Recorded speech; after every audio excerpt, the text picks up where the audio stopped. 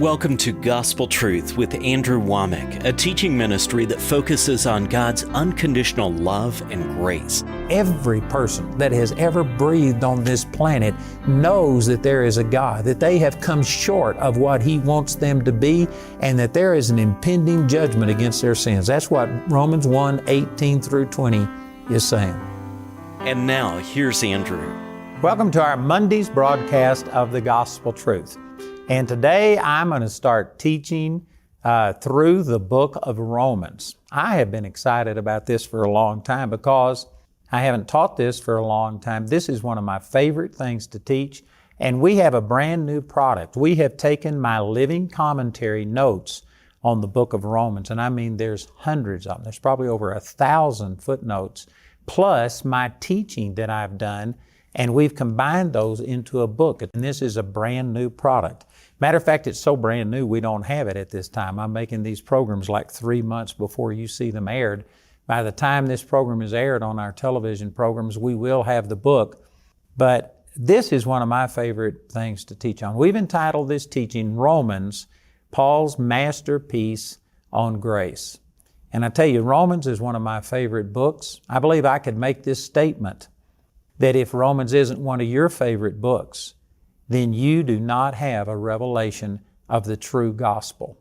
Now that needs a lot of explanation, and I'm going to be talking about this, but I tell you, this is a powerful, powerful book. I'm not going to be teaching exactly verse by verse through the book of Romans, because that would just be, it would stretch for 6 months.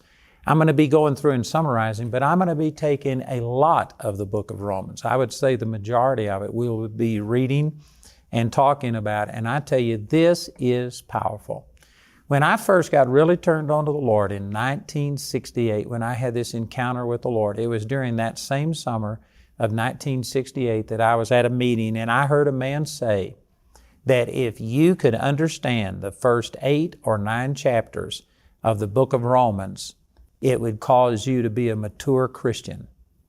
And I remember that stuck out to me. And so I started studying this, seriously studying the book of Romans in 1968. And I would venture to say it was at least 10 years or maybe 15 years before I felt like I got a revelation of it. And what I mean by revelation, I had knowledge, but it just didn't really impart the truth that Paul was trying to get across for at least 10 or 15 years. And I'm still learning. I'm not saying that I've got it all figured out yet, but this has become one of the most important things that God has spoken to me. And I tell you, if it affects you the way that it has affected me, I believe that this could be just totally life transforming. It really is that powerful. This is going to take a little bit of effort because we're going to be going through nearly verse by verse. And I would encourage you to please join me, go to our website and go back and study these things, or get the materials, this brand new book that we've got out. It is going to be a powerful study guide for you to be able to get hold of these truths. So I encourage you to put some effort into this, because this is something that will change your life. I firmly believe that. The book of Romans, of course, was written by the Apostle Paul to the Romans. Paul had not been to Rome at this time, but he was writing to them. It's very clear there's numerous instances in the book of Romans where Paul is revealed to be the author. The very first verse, it says, Paul, a servant of Jesus Christ, called to be an apostle, separated unto the gospel of God. So from the very first verse, Paul makes it clear that he's the writer. The first number of verses here are kind of introductory verses. One of the things that stand out is in verse 8, where he says, First, I thank my God through Jesus Christ for you all, that your faith is spoken of throughout the whole world. Now this is an amazing statement.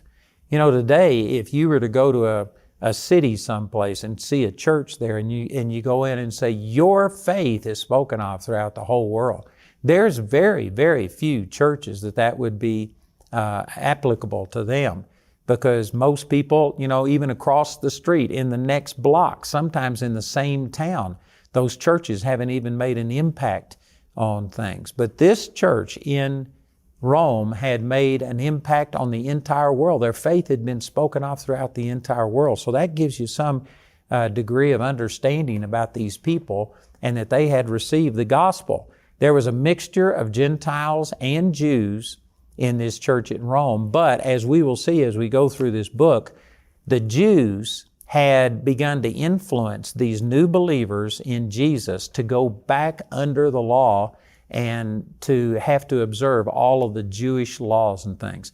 You know, Christianity is an outgrowth of Judaism. Of course, the Old Testament was written primarily to God's covenant people, the Jews, and the law, we're going to be talking about the law a lot as we go through the book of Romans. The law was given to the Jews. Romans chapter 3, verse 19 says that, we know that the law speaks to those to whom it was written. It wasn't even intended for the Gentiles. It was written to the Jews, and when the Messiah came, Jesus, the Messiah, of course, many of the Jews converted. A lot of the Jews rejected it. As a whole, the Jewish nation rejected Jesus as their Messiah, and the gospel passed on unto the Gentiles. And so the Gentiles for the last 2,000 years have really been the ones that have been carrying the kingdom of God and presenting it and bringing these truths to the world.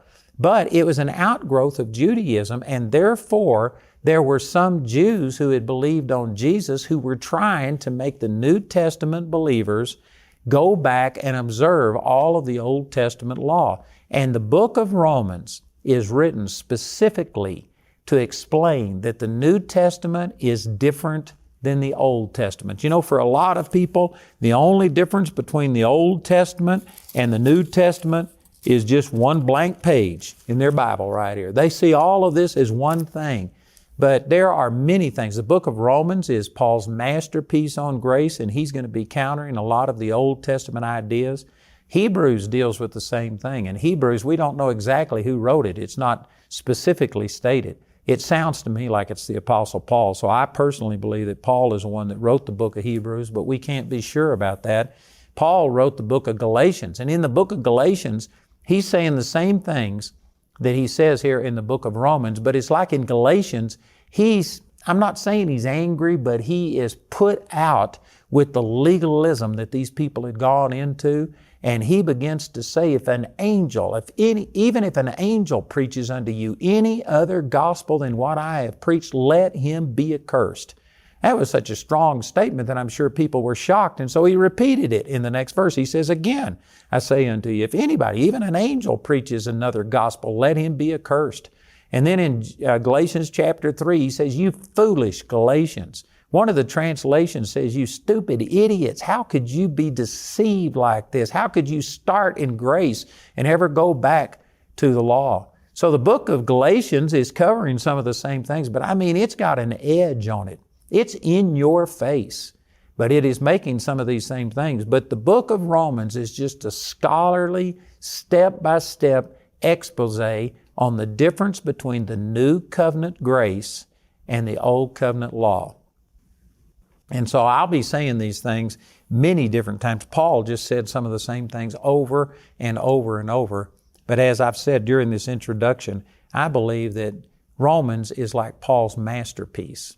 It's like this isn't said with the same edge that it was said in the book of Galatians. This is just a scholarly explanation of the New Testament grace that we're under, and therefore the new covenant that it brought in, a brand new way of God dealing with us through mercy and grace instead of law based on our performance. And I promise you that the things that are written right here, they apply to us just as much today as they did back during the time that Paul wrote it. I think that in Paul's day, they were probably even more religious and bound by religious tradition than we are today.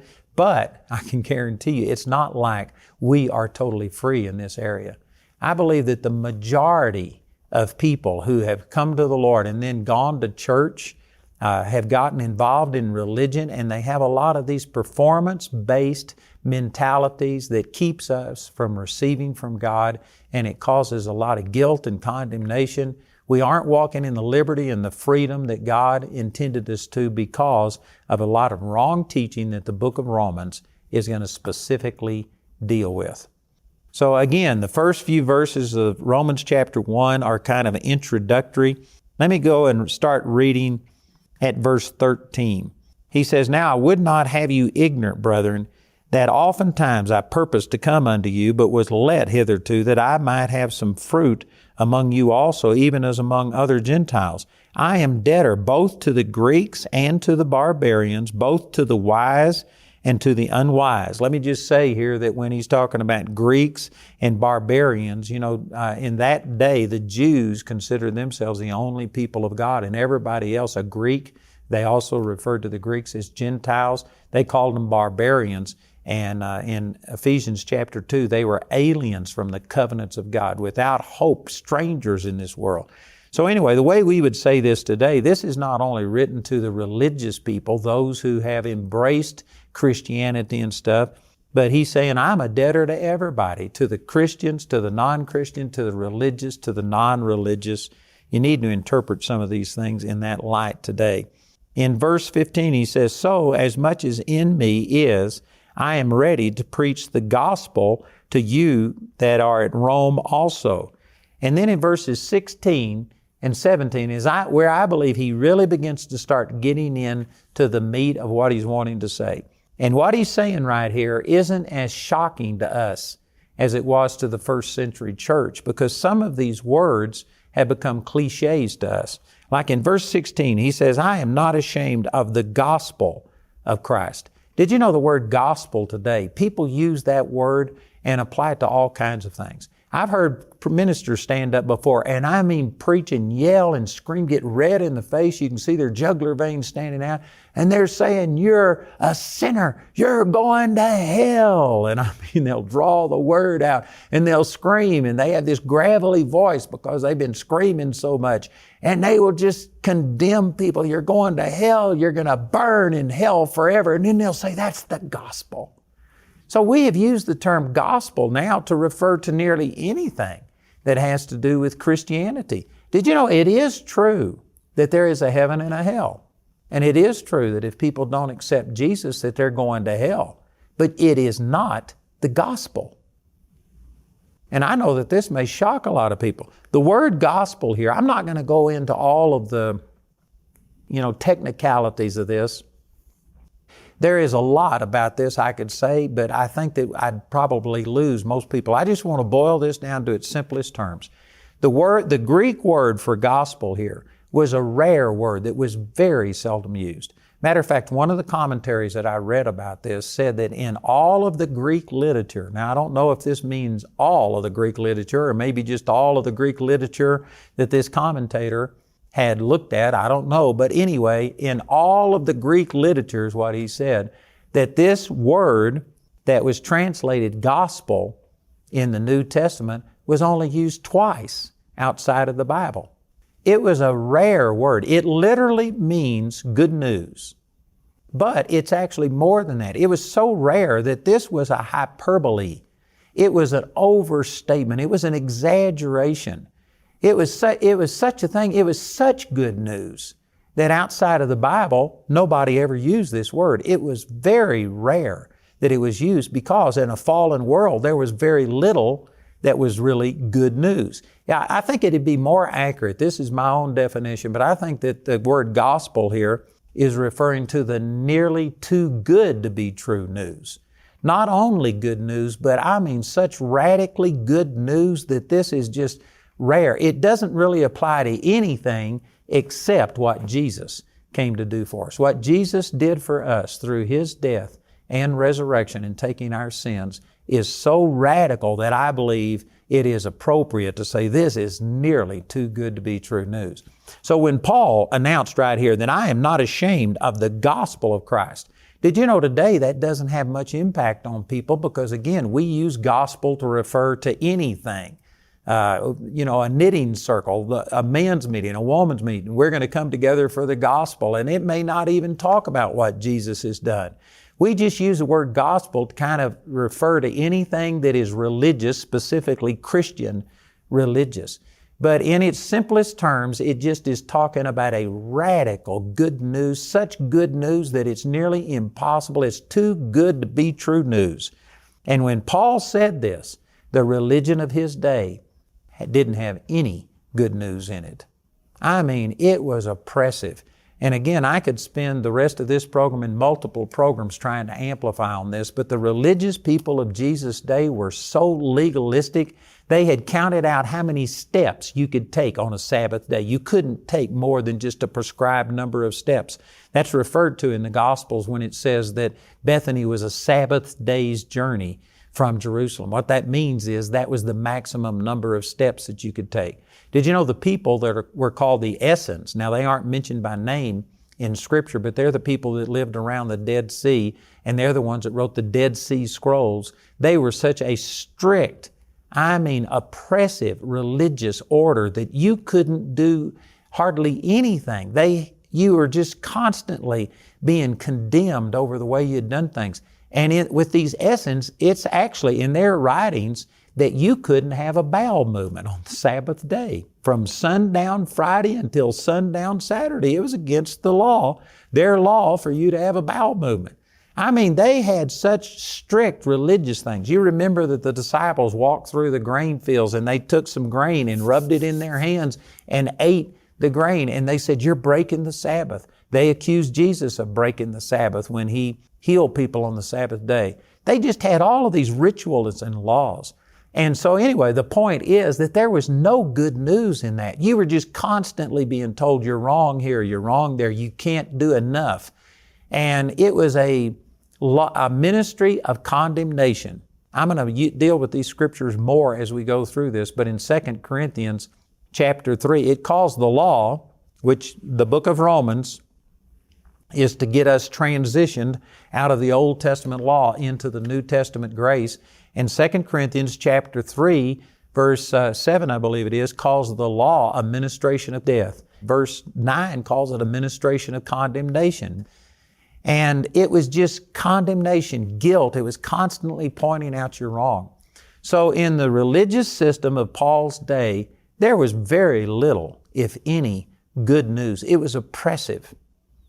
And for Paul to come along and say, I'm not ashamed of the gospel, that word wasn't common to them. He was saying, I'm not ashamed of the nearly too good to be true news that Jesus paid everything and it's not based on my performance anymore. I tell you, when Paul said this was radical. Would to God, I've thought about this and I wish that I had some word to describe what Jesus did that was as radical as the word gospel was in His day. And if I could use that word to somehow or another distinguish what Jesus did from what the word gospel has come to mean by connotation today, I think it'd be beneficial. I just can't think of a better word than this.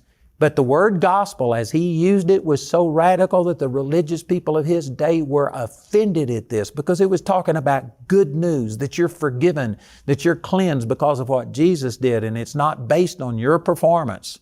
Boy, that was offensive to the Jews of His day. So remember all of that when He says in verse 16, I am not ashamed of the gospel, the nearly too good to be true news of Christ. For it, talking about the gospel, is the power of God unto salvation to everyone that believeth, to the Jew first, and also to the Greek. Here's another word that needs to be explained, is the word salvation. Because today the word salvation has been cheapened from what it originally meant to be.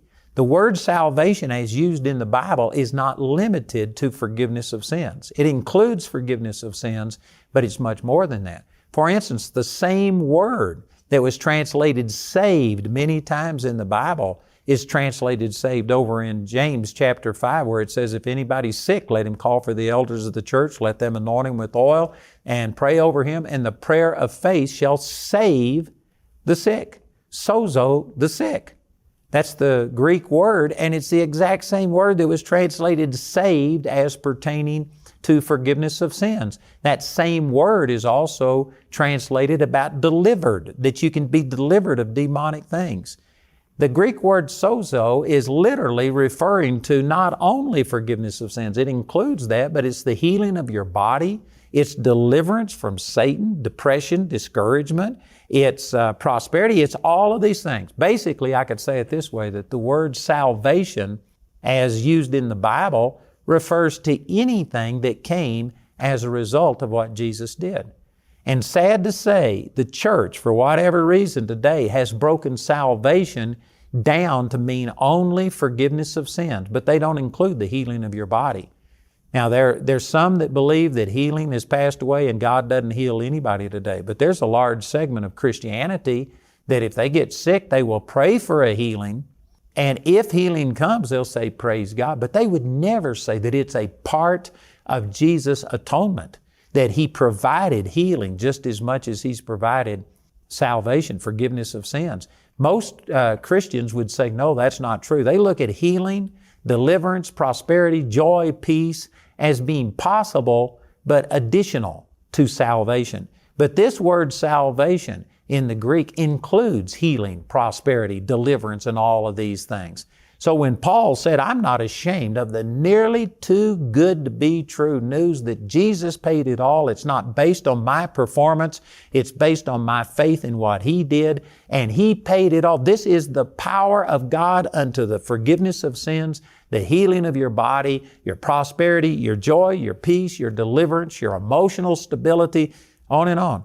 For Him to say something like this was so radical to the religious system of His day. They didn't preach good news that Jesus had done it all. They preached that the burden of salvation was on your back. If you didn't perform, God wouldn't move. And you know, it's a different set of standards today. Most people wouldn't consider themselves to be like the Jews of Paul's day, but it's the same thing. It's just got some different nuances to it. But the average Christian today believes that God can do anything. They believe that God can heal. They believe that God could provide a financial miracle. They believe that if they're depressed and discouraged and in fear that God could move in their life, but they just don't know for sure that He would because they believe that God's power being demonstrated in their life is dependent upon their goodness. Whether they fasted, prayed, studied the Word, whether they're doing things. So it's not really that people doubt God can do things. They doubt God's willingness to do it because they know in their own heart they haven't done everything correctly, that they haven't lived up to it. Did you know if what I just said expresses your attitude, you don't understand the gospel. The gospel is the nearly too good to be true news that you don't get what you deserve. You get what Jesus deserved, and all you have to do is believe and receive. Or if you continue to trust yourself, you will doubt and do without. You have to get beyond your self-righteousness and go to trusting God. And this is what Paul is saying. I'm not ashamed to tell people that it's the good news about what Jesus did for us, not what we do for Him, that that releases the power for forgiveness of sins, healing of your body, prosperity, joy, peace, everything else. Boy, that is radical. And I'm just barely beginning on this. We're out of time today, but I'm starting a series that is going to go nearly verse by verse through the book of Romans. And if you stick with me and study this, I guarantee you it's going to change you. I've got a brand new book on this. It's so new that I don't have it to show you. It's still being printed. It will be available by the time you see these programs. But we are also offering my living commentary, which in my estimation is the best thing I've got to offer. We've got CDs and DVDs that were taken from this teaching, and then we've also got these grace encounters, 2 volumes, 5 testimonies on each one. If you'll listen, our announcer will give you information about how you can receive these products. Andrew is pleased to announce the release of his brand new hardback book titled Romans, Paul's Masterpiece on Grace. This brand new book includes all of Andrew's personal study notes and commentary on the book of Romans, compiled from Andrew's Life for Today Study Bible and Living Commentary. This valuable resource is available for a gift of any amount when you contact us. Romans, Paul's Masterpiece on Grace, is also available in a CD or DVD album made from our daily television broadcast. Each of these valuable resources are available for a gift of any amount when you contact us. This entire series is also available for audio download absolutely free from our website. Go to awmi.net to see all the ways you can get this teaching. Today, you heard Andrew's personal revelation on the book of Romans. You can study through the entire Bible with Andrew when you get his continually updated living commentary. This extraordinary resource contains his personal study notes, footnotes, and commentary on over 25,000 Bible verses. Andrew has priced this valuable study tool at only $120. Go to awmi.net to download yours today. Also today, Andrew's offering the Grace Encounters Volumes 1 and 2 DVDs as his free gift to you when you write or call. This special offer is a $50 value, absolutely free when you contact us today. Or you can get each of these valuable resources as part of the Romans package. This package includes Andrew's living commentary, as well as the Romans, Paul's Masterpiece on Grace hardback book, your choice of either the CD or DVD album, and Grace Encounters Volumes 1 and 2 DVDs.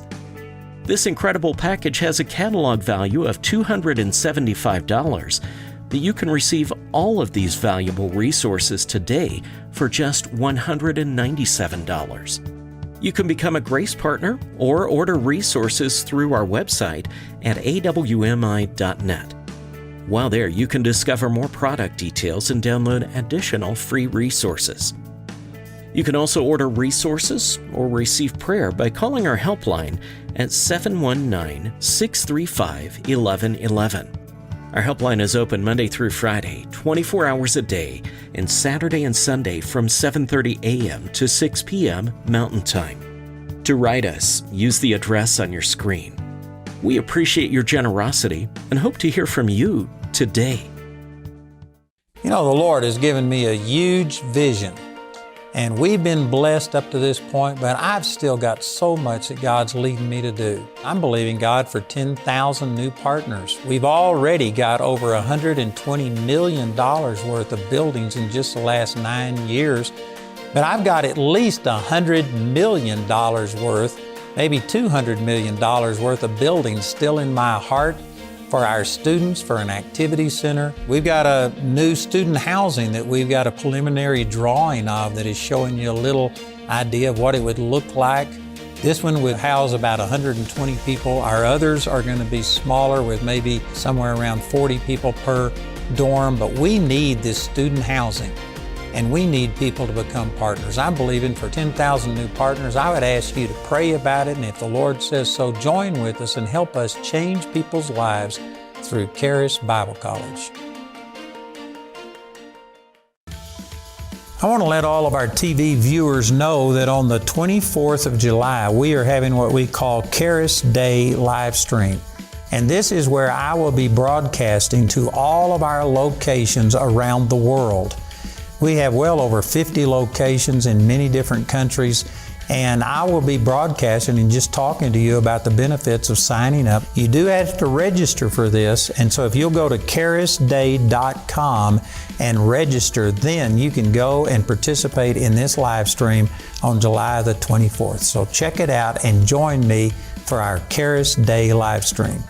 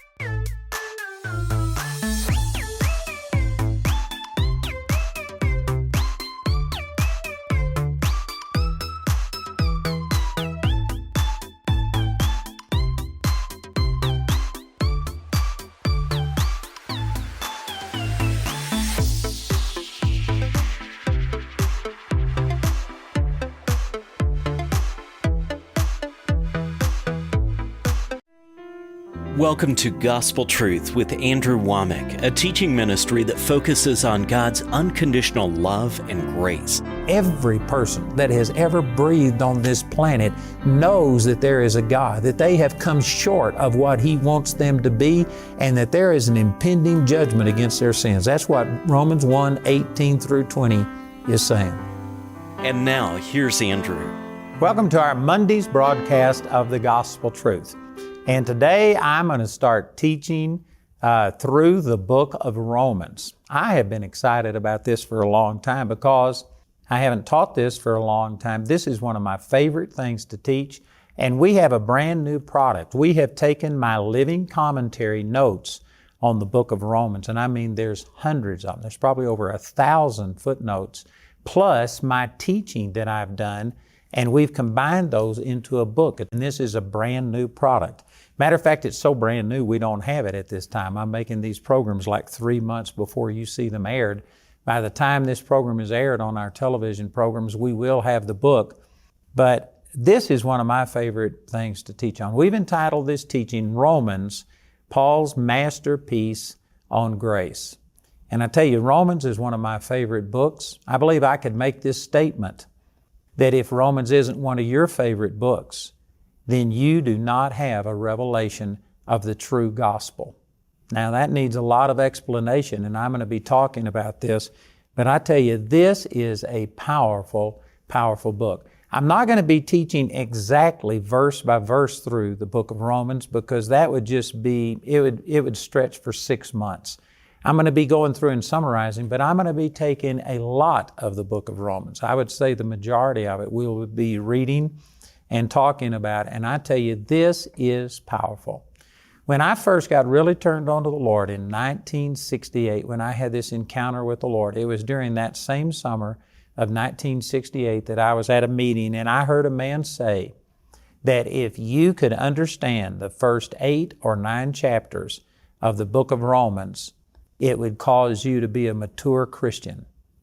And I remember that stuck out to me, and so I started studying this, seriously studying the book of Romans in 1968, and I would venture to say it was at least 10 years or maybe 15 years before I felt like I got a revelation of it.